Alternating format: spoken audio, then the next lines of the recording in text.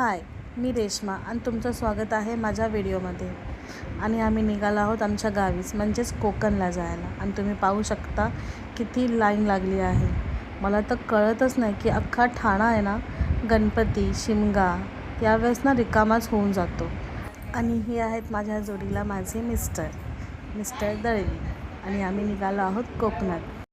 Platform आता पूर्ण खाली झालेला आहे कारण की आम्ही कोकण कन्या धरणार होतो, पण ट्रेनमध्ये भरपूरच गर्दी होती. आता कुठेतरी पब्लिक खाली झालेली आहे, पण अजून आमची ट्रेन एक्स्ट्रा ट्रेनची आहे ती आली नाही आहे आणि तिचीच आम्ही वाट बघतोय. रात्री 1 वाजला आहे आणि अजून आमची ट्रेनचा फायनली ट्रेन भेटली. सीट्स नव्हते अवेलेबल कारण की अशक्यच आहे, पण भेटली हीच मोठी गोष्ट.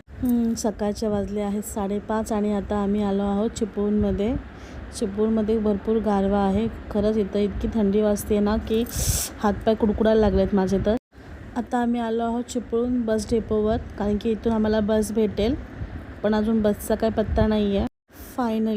फायनली आम्ही घरी पोचलो आहोत. आणि हे आहे आमच्या घराकडचा जाणारा रस्ता, पण हा सरळ रस्ता नाही आहे, हा मागचा रस्ता आहे. आणि हे आहे आमचं गाव, आमचं कोकण जे खरंच खूप सुंदर आहे.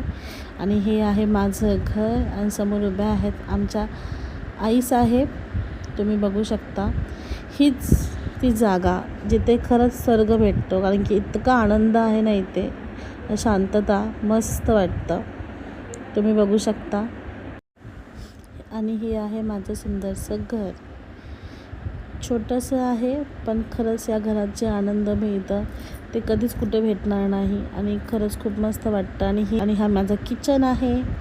बघूया पुढे अजून काय. हे बॅग घेऊन आलेले आहेत आणि ह्यांनी आता बॅग आणून ठेवली आहे आमच्या रूममध्ये. बॅग ठेवून झाली आणि मी आली किचनमध्ये जेवण बनवायला कारण की सकाळीच आमच्याकडे नाश्त्याला पोहे बनवले जात नाहीत.